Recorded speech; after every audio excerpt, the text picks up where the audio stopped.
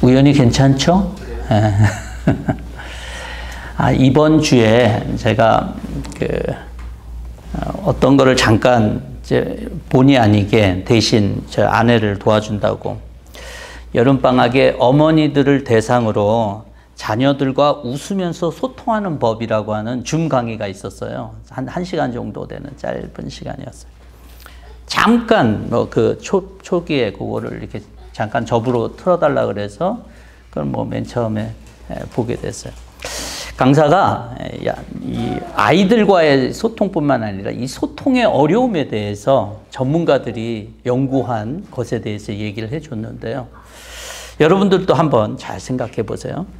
전문가들이 연구한 바에 의하면 어떤 사람들이 네모 녹색이라고 하는 것을 말했는데 듣는 사람들은 어떻게 들었을까요? 듣는 사람들은 보통 세모 파랑으로 듣는데요. 네모 녹색이라고 말했는데 듣는 사람들은 보통 세모 파랑으로 이해한대요. 근데 더 문제는 뭔지 아세요? 이 사람이 원래 네모 녹색을 말하려고 했던 것이 아니라 동그라미 빨간색을 말하려고 빨간 동그라미를 말하려고 했는데 그렇게 말한다는 거예요. 너무 놀랍지 않습니까? 여러분들도 그런 경우가 있을 거예요. 이런 경우들이. 그래서 이 정확한 커뮤니케이션이 얼마나 어려운지 우리는 잘 알아야 될 거예요. 그리고 완벽한 커뮤니케이션, 이거 하는 것이 굉장히 어렵다라고 하는 사실들을 저와 여러분들이 어쩌면 그것이 이런 식이라면 여러분 불가능에 가깝지 않을까라는 생각도 좀 해봐요. 그러니까 커뮤니케이션이 안 된다고 너무 쪼지 말라는 거예요. 애들하고의 관계 속에서 얘기를 했지만 이거는 가까운 관계 속에서 서로 이해되지 않는다라고 하는 것이 어쩌면 더 당연할 수도 있다는 그런 연구 결과이기도 해요. 그래서 제가 요즘에 저 아내 말을 제가 잘못 알아듣고 제 말을 저 사람이 잘못 알아듣고 하는 것을 보면서 이게 참 10분 이해가 됐어요.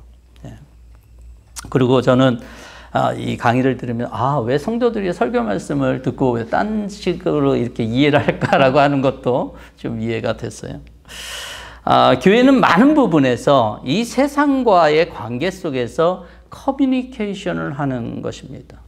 저와 여러분들은 어떻게 보면 교회의 커뮤니케이션 도구로서 이 세상 속에 살아가는 것 아니겠어요? 우리 성도들이 교회에서 특별히 이 간증이다라고 하는 그런 단어를 쓰잖아요. 근데 이 간증이라고 하는 것은 성도들이 세상 사람들에 대해서 말을 하는 거예요. 근데 이 말이 그렇게 잘 이해되지 않을 수도 있는 건 어떻게 보면 당연해요. 그렇지만 우리가 그런 위치에 있다라면, 세상을 향하는 그 커뮤니케이션의 위치에 있다라면 우리의 간증은, 또 우리의 삶은 어떻게 돼야 될까라고 하는 것을 우리 이 시간을 통해서 같이 함께 좀 상고하는 이 시간이 됐으면 좋겠습니다. 바울은 지금 많은 사람들 앞에 나와서 이제 해명한다 그러잖아요. 사람들이 많았던 것 같아요, 오늘 본문을 보면. 그런데 제가 이렇게 설교 이렇게 단에 이렇게 딱 뚜벅뚜벅 걸어와서 이렇게 여러분들에게 말하는 설교와 같지를 않습니다. 오늘 우리가 읽지는 않았지만 여러분들이 사도행전 21장을 보면 바울은요, 거의 죽을 뻔하게 사람들에게 돌에 맞을 뻔하고 사람들에게 이리 치고 저리 치고 해갖고 가만히 두면 바울이 죽을 것 같아서 여러분 이 천부장이 그 바울을 데리고 오는 사건이 있거든요. 그러고 난 다음에 바울이 로마 시민이라는 걸 안 거예요. 로마 시민에게 특권이 있습니다. 자신의 죄에 대해서 자기가 변호할 수 있는 특권이 있어요. 그래서 이 천부장이 이 바울이 자신이 원래부터 날 때부터 로마 시민인 것을 알고 그 요청을 하죠. 그러니까 그걸 거부할 수 없는 거예요. 그래서 지금 22장에서 바울이 해명한다라고 하는 이 시간이 있는 겁니다. 여러분 거의 죽을 뻔했는데 이루고 싶을까라는 생각을 하지만 바울은 그랬어요. 기독교 확산의 역사는 자신들이 하는 행동에 대해서, 왜 우리가 이렇게 행동하는지에 대해서 또 자기가 왜 이렇게 살아가는지에 대해서 이야기하는, 즉 자신의 삶을 간증하는 역사가 기독교 역사 속에서 많은 교인들 또는 지도자들 속에서 있었기 때문에 오늘날 교회는 존재한다라고 봅니다. 기독교의 부흥의 역사를 보면요, 사람들이 가만히 있지를 않아요. 자기 삶에 대해서 얘기를 하고 또 자기가 왜 이렇게 변했는지에 대해서 얘기를 하고 막 그러면서 기독교 부흥의 역사는 지난 교회사 속에서 지금까지 왔습니다. 만약에 이런 간증, 자신의 삶을 이야기하는 것이 없었다면 교회는 지금까지 부흥하지 못했을 거예요.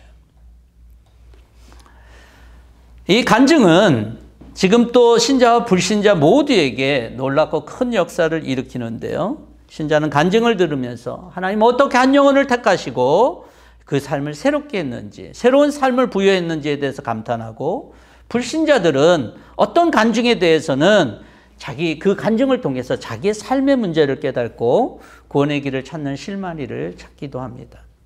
어쨌거나 그들이 모두가 어떤 간증의 삶을 통해서, 이야기를 통해서 큰 도전을 받고 나아간다라고 하는 것입니다. 그것이 기독교에 있어서 굉장히 커다란 역사를 일으키는 일이었다라고 하는 거예요.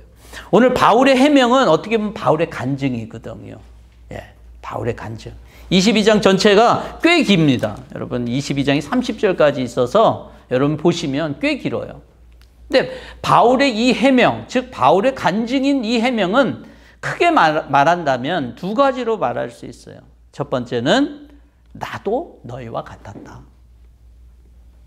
두 번째는 그런데 내가 예수님을 만난 후에 다른 삶을 살게 됐다라고 하는 것이 어떻게 보면 커다란 주제예요. 저와 여러분들에게 만약 간증해야 될 삶, 세상에 대해서 커뮤니케이션 해야 되는 간증이 있다면 그럼 이 두 가지는 반드시 우리 가운데 있어야 돼요. 나도 너희들과 같았다. 내가 예수로 인해서 내 삶이 변했다라고 하는 이 요지는 간증에 반드시 필요합니다. 그러면서 바울은 자기가 이전에 있었던, 예수님 만나기 전에 자신의 상태에 대해서 얘기를 하면서 이렇게 얘기를 하죠. 그가 맨 처음에 원래는 그 천부장에게는 헬라 말로 했어요. 이게 완전 잡배인 줄 알았는데 헬라 말을 하니까, 헬라 말은 유식한 사람들이 할 수 있는, 교육받은 사람들만 하는 거니까 놀랬거든요. 그런데 이제 바울은 히브리 말로 합니다. 히브리 말로 하니까 동포들의 얘기니까 이 사람들이 잠잠하게 들었다라고 성경은 얘기하고 있어요. 그러면서 3절이 이렇게 얘기합니다. 난 유대 사람입니다. 길리기아 다소에서 태어났고 예루살렘에서 자랐고 가말리엘, 이 가말리엘은 당시 유명한 학자였어요. 가장 최고의 학자였어요. 그 가말리엘의 문화에서 이렇게 사사를 받은 그러한 조상의 율법의 엄격한 방식을 따라 교육을 받았다라고 얘기를 해요. 그러고 나서 이렇게 얘기합니다. 나는 오늘날 여러분 모두가 그러하신 것과 같이 하나님께 열정적인 사람이었습니다. 라고 얘기를 해요. 더하면 더했지 당신들과 조금도 다르지 않았다라고 말하는 거예요. 아마도 이들 중에서는 바울이 이전에 살았던 바울의 삶에 대해서 알고 있었던 사람이 있었던 것 같아요. 그래서 5절에 보면 내 말이 사실임을 대제사장과 모든 장로가 증언하실 것입니다. 라고 얘기를 하고 있어요. 바울이 사역을 자기가 변화되고 사역을 지금 1, 2, 3차 뭐 다 전도여행을 마쳤으니까 바울에게 있어서 상당히 시간이 흘러갔으니까 예전에 바울이랑 같이 다마스쿠스로 갔던 사람이었는지 아니면 다마스쿠스로 가도록 결정했던 사람인지 모르겠지만 이 장로와 대제사장은 바울에 대해서 이미 알고 있었던 것 같아요. 그가 어떻게 했냐? 그는 다마스쿠스에 있는 동포들에게 보내는 공문을 받아서 길을 떠났는데 거기 있는 신도들을 잡아다가 예루살렘으로 끌어다가 처벌을 받게 하려고 했던 것. 이게 뭐라고요? 여러분들과 같은 열정적인 사람의 스타일이었다는 거예요. 바울은 여기에서 하나님에 대한 열심에 대해서 나쁘다라고 하는 것이 아닙니다. 그렇지만 하나님에게 열심히 있는 건 좋지만 그것이 큰 문제가 될 수 있다는 것은 또 얘기를 해요. 로마서 19장 2절과 3절을 보면 이렇게 얘기합니다. 나는 증언합니다. 그들은 하나님을 섬기는데 열성이 있습니다. 그러나 그 열성은 올바른 지식에서 생겨난 것이 아닙니다. 3절에 보면 그들은 하나님의 의를 알지 못하고 자기 자신들의 의를 세우려고 힘쓰므로 하나님의 의에는 복종하지 않게 되었습니다. 어떻다는 거예요? 하나님에 대한 열정은 있었지만 방향이 잘못되니까 어떻게 됐다고요?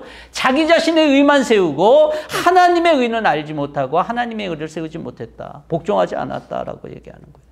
그것이 바로 자기의 삶이었고 지금 유대인들의 삶이 그랬다는 거예요. 여러분, 사람의 의가 굉장히 위험할 수 있는 것 아세요? 제가 말씀을 준비하면서 우연히 이런 기사를 보게 됐어요. 여러분, 우리나라에 동족 상잔의 비극인 6.25 전쟁이 있었잖아요. 북한이 내려와서 낙동강까지 다 쳐들어왔어요. 이 사실을 아는 사람들은 별로 안 될 것 같긴 하지만, 예. 그런 다음에 어떻게 됐습니까? 다시 인천 상륙작전 통해서 다시 수복을 했어요. 근데 그 사이에 어떤 일이 있었냐면, 북한군이 들어와서 마을을 점령하거나 그럴 때 뭐 누군가가 시키면 그 일을 해야 됐잖아요. 그렇죠? 북한군이 와서 너 뭐 해 그러면 시키면 해야 됐잖아요. 그런 사람들을 그다음 우리 한국에서 뭐라고 얘기했냐면 그 명칭을 부역자라고 얘기했어요. 부역자. 부역자들이 거기에서 북한군이 돌아와서 너 이거 해 그러면 그거 일을 했던 사람들을 가르쳐서 부역자라고 그랬어요. 근데 북한군이 올라갔잖아요. 근데 그 사람들은 자기가 살던 땅에 남아 있잖아요. 그죠? 그런데 한국에 있는 경찰들과 군인들이 이 사람들을 갖다가 그냥 두지를 않았어요. 뭐 적절한 조사를 통해서 시비를 가리면서 정당하게 했으면 좋겠는데 그렇게 하지 못했어요. 어떻게 했냐면 여러분, 금정굴 사건이라고 하는 게 있어요. 저도 잘은 모르는데요. 금정굴이라고 하는 그 지역에 그 어떤 지역에 금정굴이라고 하는 게 있는데 거기에 사람들, 그 당시에 있었던 그 북한군에 조금이라도 협조했던 사람들, 가족들 모두를 다 거기에서 죽인 사건이에요. 이들이 왜 그랬을까요? 한국이라고 하는, 남한이라고 하는 이 자기 자신들, 이런 북한에 조금이라도 잘못한 사람들은 그냥 완전히 멸해야겠다라고 하는 그런 마음이었을 거예요. 그건 자기의였죠. 나만의 그런 일들을 세우려고 하는. 근데 그게 역사 속에서 너무나도 많았어요. 자기의 의가 강하면 강할수록 그 의로 생각지도 못한 잔인한 일들을 많이 행했거든요. 바울이 뭐라고 얘기를 해요? 하나님에 대한 열심, 자기도 그랬는데 그 열심이 이런 결과. 다마스쿠스에 가서 우리 동족들을 잡아다가 신도를 잡아다가 끌어다가 처벌받게 하려고 했던 그런 삶이었다. 잘못된 방법. 하나님의 의가 아닌데 자기 의만 세우는 그러한 것들이었다라고 설명을 하는 거죠. 여러분, 의로움의 기준이 내 자신일 때 굉장히 큰 문제가 생깁니다. 스스로 의로움의 기준을 세우는 사람들, 그런 사람들 의외로 많습니다. 하늘을 우러러서 한 점 부끄럼 없이 산다라고 말할 사람들은 없지만 내 기준으로 볼 때 나는 그래도 의로운 사람이야.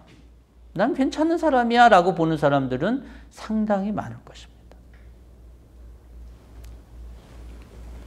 자기 의를 세우려고 애쓰는 사람들의 대표적인 예가 바로 유대인들이었어요. 유대인들은 자신의 의롭다라고 굳게 믿었어요. 그래서 빌립보서에 보면 바울이 자기 자신을 표현할 때 이렇게 표현해요. 율법의 의로서는 흠이 없는 자다라고 표현을 해요. 그런데 자신을 의롭다고 믿는 사람들의 문제에 대해서 예수님께서 지적해요. 예수님 누가복음에서 17장에서 바리새인과 세리의 기도를 얘기를 해요. 그런데 바리새인의 기도를 듣지 않고 세리의 기도를 들으셨다고 그래요. 세리는 죄인이었고 바리새인은 의로웠는데. 여러분, 기도를 들으셨다는 것은 하나님이 누구에게 관심을 가지고 있다는 사실들을 얘기해 주고 있는 거예요. 인간인 죄인이 자기의 죄를 깨닫기 위해서 반드시 자기 기준을 버려야 되고, 하나님을 의의 기준으로 자신의 삶을 평가하지 않는다라면 안 되는데, 오늘날에도 우리들은 하나님의 구원을 요청하지 않는 이유가 있다라면 아마 그것은 바로 내 기준으로 내가 볼 때 만족스러운 거예요. 하나님의 구원 그렇게 크게 필요하지 않다라고 하는 거예요. 도와주면 좋고 안 도와줘도 할 수 없고.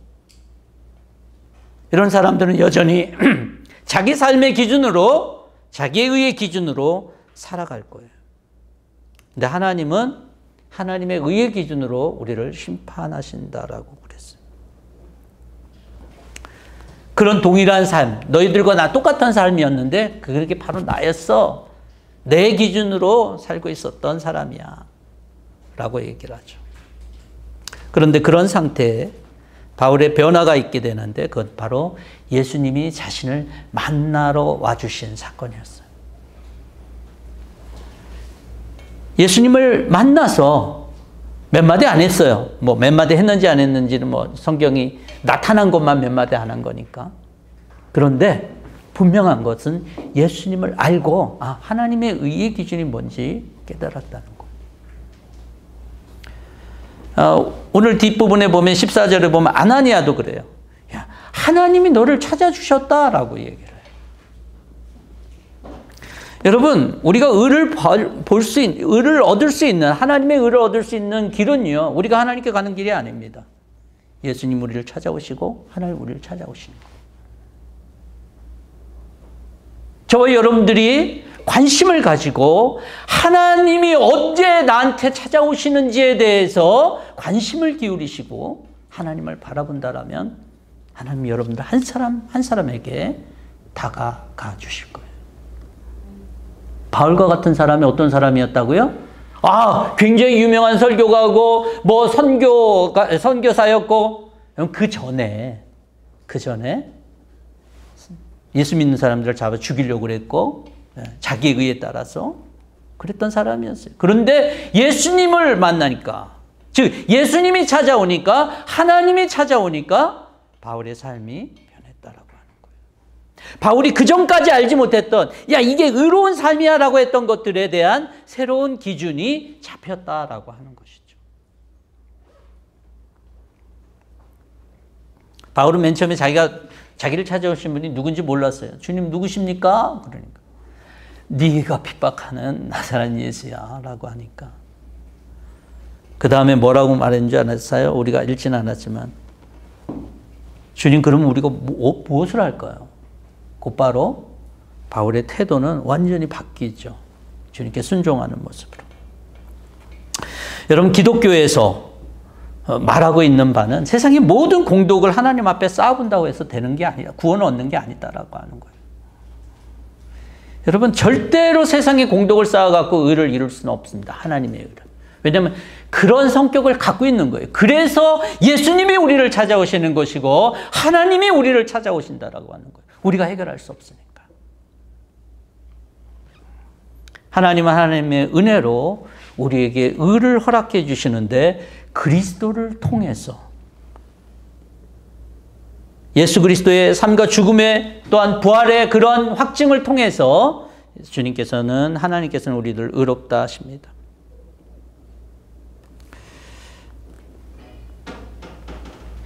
바울이 로마서를 비롯한 모든 서신서를 보면 강조한 복음의 핵심이 바로 이것입니다. 내 의를 세우려고 그러지 말고 하나님의 의, 우리가 내세울 수 있는 오직 하나, 하나님 앞에 내세울 수 있는 오직 하나, 예수 그리스도뿐이다라고 하는 것. 그래서 그분만을 의지할 것들에 대해서 얘기를 합니다. 그래서 갈라디아서 6장 14절에 보면 내게는 우리 주 예수 그리스도의 십자가밖에는 자랑할 것이 아무것도 없습니다. 그리스도로 말미암아 내 쪽에서 보면 세상이 죽었고 세상 쪽에서 보면 내가 죽었습니다라고 바울이 얘기해요.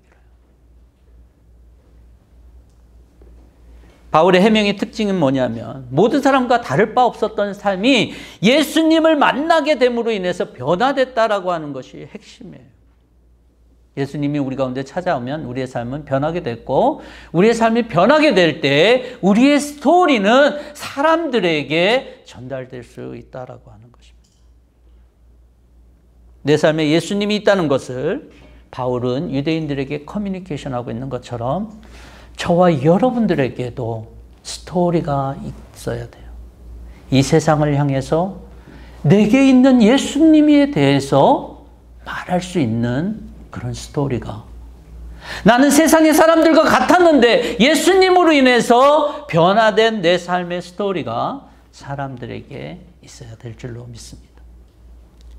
여러분들 가만히 여러분들의 신앙생활을 좀 돌아보면서 내 속에 계신 예수님을, 나를 찾아오신 예수님을 바라보고 또 그 주님을 우리가 묵상하며 또 주님을 또 이렇게 세상과 커뮤니케이션 할 수 있는 저와 여러분 됐으면 좋겠어요. 근데 어떻게 세상과 커뮤니케이션 할까요? 아까 저는 말한 것처럼 녹색 네모를 얘기해도 파란색 세모라고 알아듣는 이 세상 사람들, 바울이 이렇게 얘기해도 바울은 어떻게 됐습니까? 스데반이 얘기를 했을 때 사람들은 어떻게 했을까요? 귀를 막고 스데반을 돌로 쳤잖아요. 바울이 이렇게 자기 속에 있는 예수님을 얘기했다 그래갖고 일이 잘 풀렸나요? 결국은 감옥에 계속 있었고 그 다음에 로마까지 가게 됐잖아요. 여러분, 예수님이 우리 가운데 있고 예수님이 우리 가운데 있어서 변화된 내 삶이 있다고 그래도 이것을 얘기한다고 해서 상대방의 결과까지 우리는 책임질 수 없습니다. 바울도 이랬고 스데반도 그랬는데 우리가 어떻게 책임질 수 있어요? 예수님에 대해서 우리가 증거만 하면 사람들이 우리들의 말을 듣고 아멘 하면서 교회를 나올 것 같아요. 그렇지 않아요. 오늘날은 더더군다나 더 그런 것 같습니다. 조종민 목사님의 책에서 제가 잠깐 봤는데요. 삶을 바꾸는 패러다임에 대해서 얘기를 하는데 그 중에 하나에 대해서 조이라고 하는 말을 쓰셨어요. 이 조이가 그분이 해석에는 Jesus overflows you. 그러니까 주님이 우리 안에서 흘러넘친다라고 하는 그런 뜻이거든요. 인생에는 예수님 아니어도 기쁜 일 많잖아요. 그렇죠? 여러분 기쁜 일 없습니까? 기쁜 일 많아요. 예. 저는 한 번 딱 대학교 때 먹어본 것 같긴 한데 이제 술을 먹어도 사람들이 기뻐요. 예. 좋아해요. 아주 술 먹고 좋아하고 이 술을 먹으면 서로 간에 이제 이렇게 조금 마음이 무장해제가 되나 봐요. 그래서 원수였던 사람도 하룻밤 술 먹고 다시 친구가 되는 경우도 있고, 예. 물론 다 그런 건 아니지만 술을 좋아하는 사람들은 술 먹으면 굉장히 기분이 좋고 해피하고 그 삶을 굉장히 즐기는 어떤 그런 일이 있잖아요. 예, 골프 치는 것도 재미있잖아요. 그렇죠? 아닌가요? 예, 골프 치는 사람들 중에서 13개죠. 채가 13개 아닌가요? 예, 너무 좋으니까 14개예요? 13개? 예. 몇 개라고요? 14개. 14개 채를 메고 이걸 땀 뻘뻘 흘려가면서 더운데 가잖아요. 그건 좋으니까 하는 거지. 근데 더 놀라운 거는 이렇게 해갖고 라운드를 하루 종일 두고 힘든데 라운드 나와서 그분들 중에 어떤 분들은 또 연습장을 가신대요. 가서 또 연습. 얼마나 좋으면 그렇게 하겠어요. 사랑하지 않으면 할 수 없죠. 기쁘지 않으면 할 수 없는 행동이잖아요. 여러분, 또 돈 버는 것도 얼마나 재밌어요. 어저께 저녁에 우리 딸내미랑 같이 요거에 대해서 잠깐 얘기를 하긴 했는데 우린 전문가가 아니잖아요. 근데 돈 버는 게 참 재밌어요. 주식을 막 투자했는데 막 점점 돈이 불어나요. 얼마나 재밌습니까? 여러분. 이제 막 초년생으로 이제 월급 받으면서 내 통장에 이제 돈 쌓이는 것도 굉장히 즐거움이 되고, 여러분 그렇지 않을까요? 세상에 즐거운 게 많아요. 예. 근데 여러분 그 즐거움에 우리가 필요 없다는 건 아니지만 그 즐거움은 영원하지가 않다는 특징이 있어요. 어떤 것도 우리의 삶을 만족시켜 줄 수 있는 것들은 없어요. 그래서 그것을 우리가 값싼 기쁨이다라고 말할 수 있어요. 영원한 생명과 죄사함의 기쁨을 하나님께서 우리에게 약속하시는데 그런 것과는 전혀 다른 기쁨이다라고 하는 거예요. 순간적이고 또 쾌락적인 것이고, 그렇지만 그것이 마치 불꽃놀이처럼 그것이 싹 없어질 때는 마치 불꽃놀이 지나고 나면 화약 냄새 나는 것처럼 그런 냄새만 나는 어떤 그런 기쁨이다라고 하는 거예요. 문제는 이런 기쁨이 믿는 사람이나 믿지 않는 사람이나 똑같다면 문제가 된다는 거예요. 세상 사람들이 누리는 모든 기쁨과 예수 그리스도를 믿는, 예수가 내 안에 있다라고 하는 사람들이 생각하는 기쁨이 같다라면, 그럼 세상 사람들은 우리의 말을 들을까요? 절대로 듣지 않을 거예요. 절대로 들을 리가 없어요. 왜냐하면 내가 더 기쁜데 왜 찾아봐요? 그렇죠? 네. 내가 생각하고 믿는 사람들도 추구하는 기쁨이 똑같다라면 저라면 절대로 그 사람들한테 관심을 갖고 있지 않을 거예요. 근데 우리 안에 있는 기쁨이 다르다라면, 우리가 영혼을 갖고 있어서, 영생을 갖고 있어서 얻는 기쁨과 제사함의 기쁨이 다르다라면 그 사람들은 우리에게 주목할 거예요. 너가 갖고 있는 기쁨이 뭐야? 라고 주목할 거예요.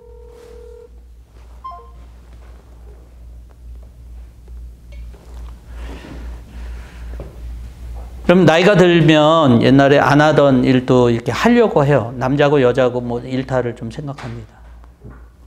아니 뭐 남은 인생 얼마 있다고 이거 해보고 다 죽는 거 아니야? 이렇게 얘기를 하잖아요. 좋은 것 같아요. 여러분 많은 것들을 그렇게 경험해 보시고 가는 게 좋아요. 근데 그분들의 마음속에, 그렇게 말하는 사람들의 마음속에 뭐냐면 인생이 이제 곧 끝난다라고 하는 그 마음이 있기 때문에. 근데 크리스찬들에게는 인생이 금방 끝나는 게 아니거든요. 우리에겐 주님으로 인해서, 예수 그리스도로 인해서 얻어진 이 생명 때문에 또 다른 삶을 계속 살 거거든요. 그래서 우리는 남은 생 동안에 우리가 살아야 될 가장 큰 가치를 위해서 살아가는 거거든요. 이 세상 사람들이 갖고 있는 기쁨과는 다른 기쁨이 있기 때문에 우리는 이 삶이 끝날 거가 아니라는 것을 믿기 때문에 그 다음 삶을 준비하는 거거든요.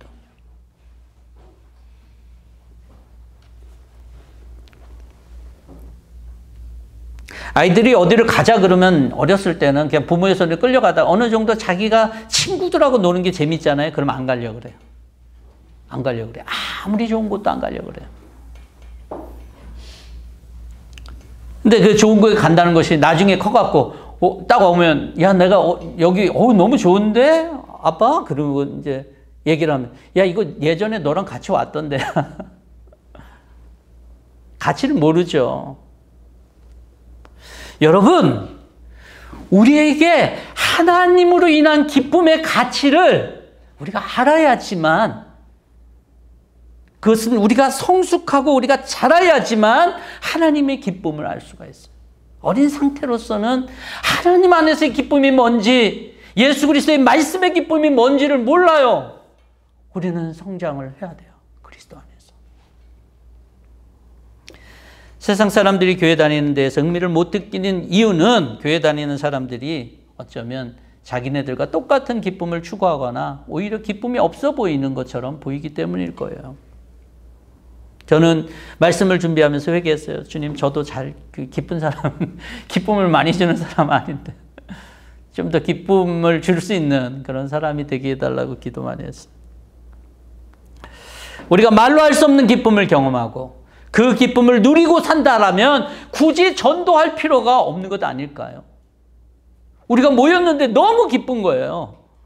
그러면 세상 사람들이 자발적으로 자기네들과 다르다는 것을 알고 교회에 나오게 될 거예요. 자기네들끼리 잘 놀고 있는 아이들은요, 다른 아이 데려오려고 애쓰지 않습니다. 그렇죠? 다른 애들이 보면서 궁금해서 야, 너 뭐 하는데? 그러면서 찾아오는 거지. 세상에서 경험한 쾌락은 절대 오래 갈 수가 없어요. 기쁠 것 같아도 잠시 잠깐이에요. 하나님을 아는 기쁨이 우리 모두에게 있어야 돼요. 하나님을 진정으로 기뻐할 때에 놀랍게도 하나님은 우리에게 세상에 알 수 없는 기쁨과 평화를 허락하십니다. 여러분, 세상의 기쁨을 필요하겠죠. 세상의 기쁨들이 여러분들의 어떤 취미와 이런 것 속에서 추구해야 된다면 하겠지만, 하나님을 바라보면서 얻는, 하나님으로 인해서 얻는 기쁨을과 바꾸지 마시기 바랍니다. 그리고 우리가 좀 더 성숙해서 하나님 안에 있는 기쁨이 뭘까를 갈망하며 바라보며 나아갈 수 있는 저와 여러분 됐으면 좋겠어요. 그 기쁨이 있을 때 저와 여러분들의 스토리는 사람들에게 큰 확성기가 될 거예요. 그래서 우리 안에 있는 기쁨도 세상 사람들은 알게 되리라고 믿습니다. 우리 안에 있는 것들을 사람들에게 말한다고 해서 그 사람들을 우리가 변화시킬 수 있다든지, 여러분 그런 거 아니에요. 완벽하게 해줄 수 있는 분은 성령님 한 분뿐이에요. 하지만 우리가 정말 하나님 안에서 예수 그리스도로서 얻은 이 소망과 또 하나님을 계속적으로 알아가면서 얻는 이 기쁨들이 우리 가운데 있다라면 세상 사람들은 우리에게 그게 뭐야? 라고 물을 것입니다. 우리의 삶의 스토리에 대해서 관심을 가질 거예요. 우리 삶의 스토리 안에 있는 그 코어에 있는 예수 그리스도에 대해서 관심을 갖게 될 줄로 믿습니다. 저와 여러분들이 그러한 믿음의 삶을 살아갈 수 있는 이 한 주 또 뿌리 깊은 성도들이 될 수 있기를 주의 이름으로 부탁드리겠습니다. 같이 함께 기도하겠습니다. 하나님 감사합니다. 우리의 삶의 스토리를 돌아보게 하시고 세상과 다를 바 없었던 우리들에게 예수 그리스도를 보내주셔서 그리스도로 인한 생명과 삶의 새로운 변화들을 우리 가운데 허락하신 주님을 찬양합니다. 하나님, 우리 삶 속에서 주님으로 인해서 얻어진 이 기쁨이 무엇인지 늘 소망하게 하시고 하나님으로 기뻐할 수 있는 우리 성도들의 삶이 될 수 있도록 도와주시옵소서. 기쁨이 있는 우리의 삶을 또한 질문하고 또 소통할 때에 우리 속에 있는 예수를 증거할 수 있는 귀중한 믿음의 삶이 될 수 있도록 주님 축복하여 주시옵소서. 감사하며 예수 그리스도의 이름으로 기도하옵나이다. 아멘.